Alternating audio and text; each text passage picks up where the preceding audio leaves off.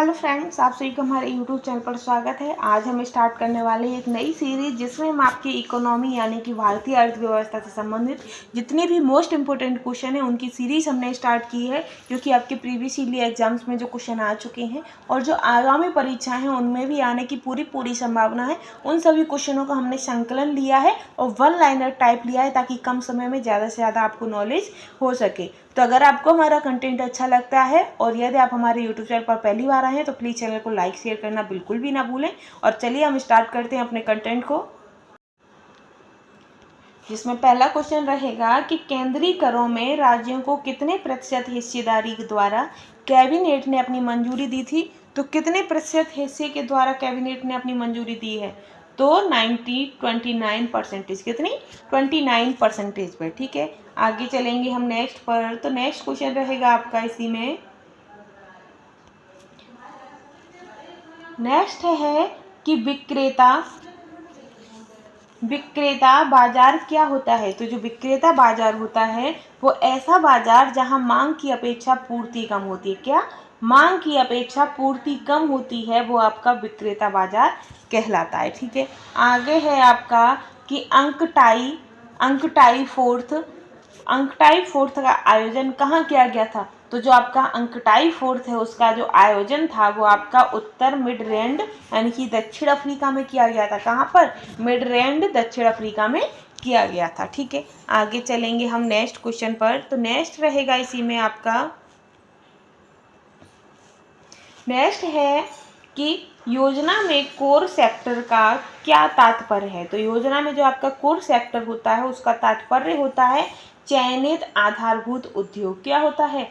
चयनित आधारभूत उद्योग। ठीक है, आगे चलेंगे हम नेक्स्ट क्वेश्चन पर। तो नेक्स्ट क्वेश्चन रहेगा इसी में आपका आगे, जिसमें पूछा गया है कि भारत में सकल घरेलू बचतों के में किस क्षेत्र का योगदान सर्वाधिक होता है। तो भारत में जो सकल घरेलू बचत होती है उसमें आपका जो घरेलू क्षेत्र होता है उसका योगदान सबसे ज़्यादा होता है। ठीक है, आगे चलेंगे हम नेक्स्ट क्वेश्चन पर। तो नेक्स्ट है आपका कि इंडिया इज फॉर सेल नामक पुस्तक किसने लिखी है। इंडिया इज फॉर सेल नामक पुस्तक किसने लिखी है। तो ये इस पुस्तक के जो राइटर हैं वो आपके चित्रा सुब्रमण्यम है। कौन है?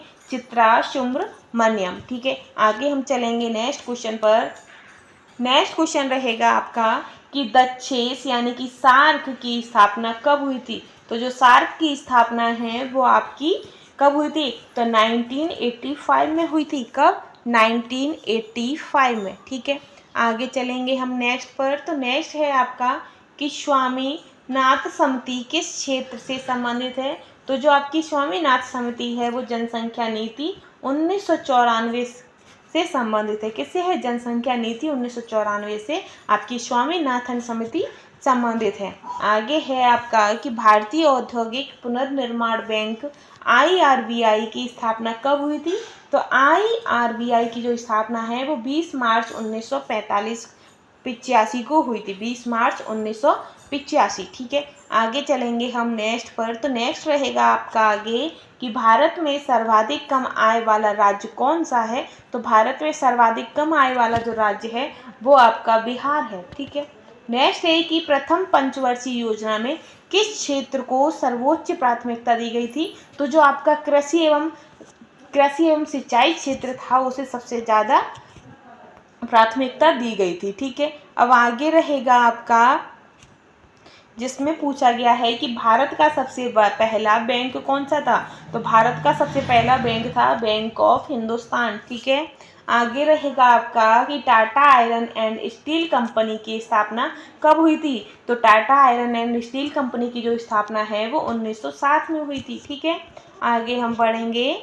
आगे है आपका कि भारत में सर्वाधिक गन्ना किस राज्य में उत्पादन किया जाता है। तो सबसे ज़्यादा गन्ना का जो उत्पादन है वो आपका उत्तर प्रदेश में किया जाता है। ठीक है, आगे चलेंगे हम। नेक्स्ट है कि भारत के किस राज्य में साक्षरता प्रतिशत सबसे अधिक है। तो जो साक्षरता प्रतिशत है वो आपके केरल राज्य में सबसे ज़्यादा है। कहाँ पर? केरल राज्य में सबसे ज़्यादा है। नेक्स्ट क्वेश्चन है आपका कि भारत में किस राज्य में जन्म दर सबसे अधिक है। तो जो आपकी जन्म दर है वो आपकी यूपी यानी कि उत्तर प्रदेश में सबसे अधिक है। नेक्स्ट पर चलेंगे कि भारत में शिशु मृत्यु दर किस राज्य में सबसे अधिक है। तो जो आपकी शिशु मृत्यु दर है वो आपकी उड़ीसा में सबसे अधिक है। ठीक है,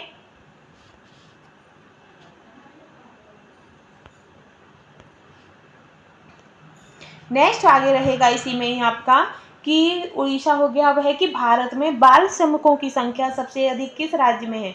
तो जो आपके बाल श्रमिकों की जो जनसंख्या है वो आपकी आंध्र प्रदेश में सबसे अधिक है। कहाँ पर? आंध्र प्रदेश में आपकी सबसे ज़्यादा है। ठीक है, आगे है कि योजना आयोग द्वारा कौटिल्य पुरस्कार से सम्मानित पुस्तक भारतीय आर्थिक नियोजन यथार्थ और संभावनाओं के जो लेखक हैं वो कौन है। तो इसके लेखक आपके प्रोफेसर मधुसूदन त्रिपाठी हैं। कौन है? मधुसूदन त्रिपाठी। आगे चलेंगे हम। आगे है आपका कि स्वर्ण जयंती शहरी रोजगार योजना कब से लागू की गई थी। तो ये आपकी 17 सितंबर 1997 से स्टार्ट की गई थी। Indian economy most important question है ये आपके। अगर आपको हमारा कंटेंट अच्छा लग रहा है तो प्लीज़ चैनल को लाइक शेयर भी करते चलिएगा। आगे रहेगा आपका कि नंजुंडप्पा समिति का संबंध किस विषय से है। तो जो आपका नंजुंडप्पा समिति है उसका रेल भाड़ा विषय से संबंधित है। ठीक है, आगे चलेंगे हम। नेक्स्ट क्वेश्चन है कि एशियाई विकास बैंक का मुख्यालय कहाँ स्थित है। तो आपका आंसर हो जाएगा कि एशियाई विकास बैंक का जो मुख्यालय है वो मनीला फिलीपींस में। कहाँ पर है? मनीला फिलीपींस में। ठीक है, नेक्स्ट क्वेश्चन है आपका कि भारत का सबसे बड़ा द्विपक्षीय दानदाता देश कौन सा है। तो द्विपक्षीय दानदाता देश कौन सा है। तो आपका आंसर हो जाएगा जापान। कौन सा है? जापान है। ठीक है, आगे चलेंगे हम। आगे रहेगा आपका कि WWF का क्या अर्थ है। तो WWF का जो अर्थ है वो है world wide fight for nature. World wide fight fund for nature. ठीक है, WWF का। फिर है कि नाबार्ड जो है वो ग्रामीण विकास के लिए ऋण देता है। तो ये किसे ऋण देता है। तो बैंक को ऋण देता है। कौन? नाबार्ड। ठीक है, आगे है आपका कि किस समिति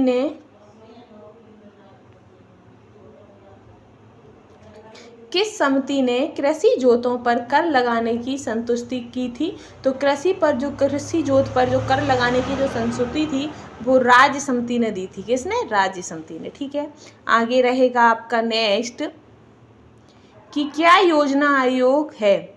तो इनमें से क्या योजना आयोग है। तो नहीं, योजना आयोग सांविधिक योग नहीं है। जो योजना आयोग सांविधिक आयोग है तो नहीं है। ठीक है, आगे रहेगा आपका कि समन्वित ग्रामीण विकास कार्यक्रम IRDP किस वर्ष प्रारंभ किया गया था। तो ये आपका 1978 में 1978 से 79 तक आपका प्रारंभ किया गया था। ठीक है, आगे है कि आर्थिक नियोजन किस सूची का विषय है। तो जो आर्थिक नियोजन है वो आपका समवर्ती सूची का विषय है। ठीक है, नेक्स्ट रहेगा कि कंपार्ट का मुख्यालय कहाँ स्थित है। किसका? कंपार्ट का, यानी कि council for advancement of people's action and rural technology CAPART. तो इसका जो कंपार्ट का जो मुख्यालय है वो कहाँ है। ये आपका नई दिल्ली में है। ठीक है, आगे है कि भारतीय प्रतिभूति एवं विनिमय बोर्ड सेबी की स्थापना कब की गई थी। तो इसकी जो स्थापना थी वो 1988 में की गई थी। आगे चलेंगे। आगे है आपका कि ग्रेशम का नियम किससे संबंधित है। तो ग्रेशम का जो नियम है वो मुद्रा के प्रचलन से संबंधित है। किसके? मुद्रा के प्रचलन से संबंधित है। ठीक है, नेक्स्ट रहेगा कि निक्की क्या है। तो निक्की जो है वो टोक्यो स्टॉक एक्सचेंज का शेयर मूल्य सूचांक है। क्या है? टोक्यो स्टॉक एक्सचेंज का शेयर मूल्य सूचांक है। ठीक है, आगे चलेंगे हम नेक्स्ट क्वेश्चन पर। नेक्स्ट रहेगा आपका कि भारतीय निर्यात आयात बैंक की स्थापना कब की गई थी। तो भारतीय निर्यात आयात बैंक की जो स्थापना है वो आपकी 1 जनवरी 1982 को की गई थी। ठीक है, नेक्स्ट है कि आर्बिट्रेज का क्या अभिप्राय है। तो आर्बिट्रेज का जो अभिप्राय है वो स्वतंत्र विदेशी मुद्रा बाजार में कम मूल्य पर क्रय की गई मुद्रा की अन्यंत्र ऊंचे मूल्य पर बेचने की क्रिया है। क्या है? अन्यंत्र ऊंचे मूल्य पर बेचने की क्रिया। ठीक है, आगे है आपका कि BN युगांतर समिति किस क्षेत्र से संबंधित है।